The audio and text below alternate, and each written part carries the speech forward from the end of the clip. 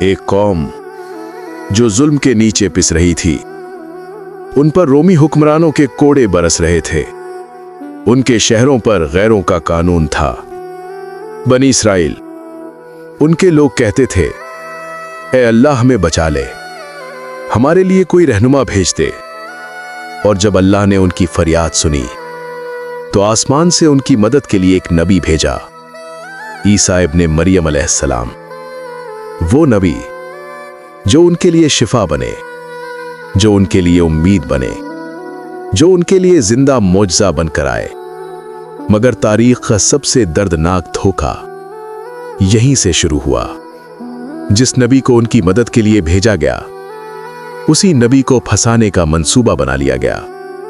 और जो होने वाला था वो सिर्फ एक कत्ल नहीं था, वो तारीख का सबसे बड़ा धोखा था। तो फिर सवाल यह है, जिस नबी को कत्ल करने आए थे वो गए कहां? और सलीब पर लटकने वाला असल में कौन था?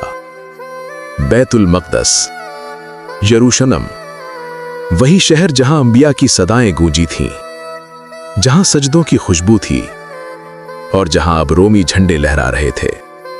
ये बनी इसराइल का शहर था, मगर हुक्म रोमन एम्पायर का चलता था।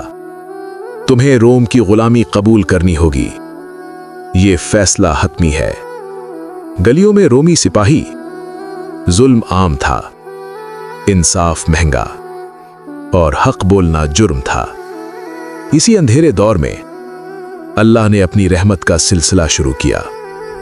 हजरत ज़करिया अलैहिस्सलाम, कुरान कहता है वो नबी भी थे और हजरत मरियम के कफील भी। एक दिन वो मेहराब में गए तो देखा कि मरियम के पास ऐसा रिज़्क़ है जो इस जमीन पर मिल ही नहीं सकता। उन्होंने पूछा, ए मरियम, ये कहां से आया? उन्होंने कहा, ये अल्लाह की तरफ से है। यहां से ज़करिया का यकीन और मजबूत हो गया।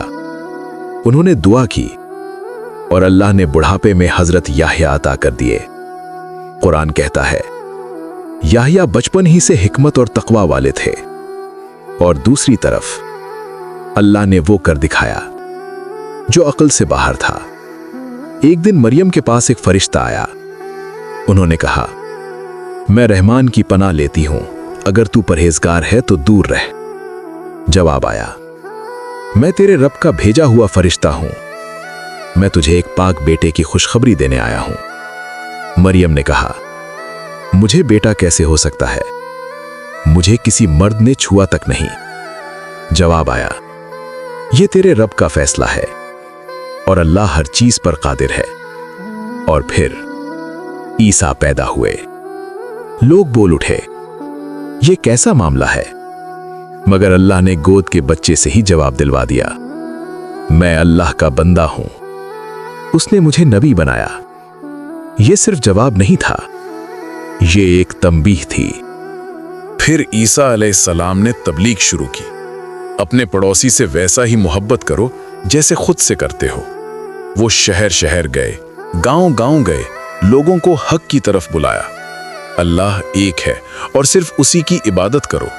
उन्होंने मोजिज़े दिखाए, मिट्टी से परिंदे बनाकर जिंदा किए, अंधों को बीना किया, मुर्दों को जिंदा किया। लोग ईमान लाने लगे और यही बात सरदारों को बर्दाश्त ना हुई। उन्होंने कहा, यह हमारी हुकूमत के लिए खतरा है। वो रूमी हुक्मरानों के पास गए और कहा, ये बगावत करवा रहे हैं। झूठ था, मगर रूमी तलवार को सिर्फ हुक्म चाहिए होता है। फिर फैसला हुआ, गिरफ्तार करो।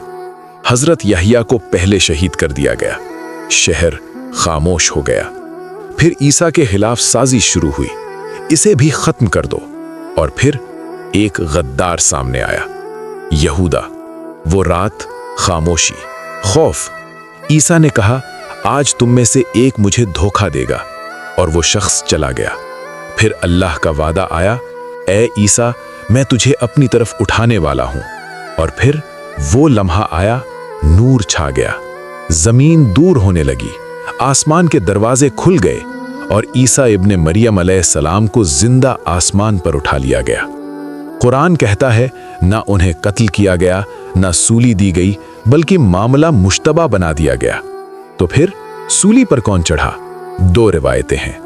एक के मुताबिक गद्दार की शक्ल बदल दी गई, दूसरी के मुताबिक एक वफादार ने कुर्बानी दी। मगर हकीकत यह है, ईसा अलैहिस्सलाम जिंदा उठा लिए गए। और ये वाकया सिर्फ तारीख नहीं, एक सबक है। जब भी कोई हक की बात करता है, बातिल उसके खिलाफ खड़ा हो जाता है, मगर आखिरकार फैसला अल्लाह का ही होता है। और ये कहानी अभी खत्म नहीं हुई। ईसा अलैहिस्सलाम वापस आएंगे जब दज्जाल का फितना आएगा।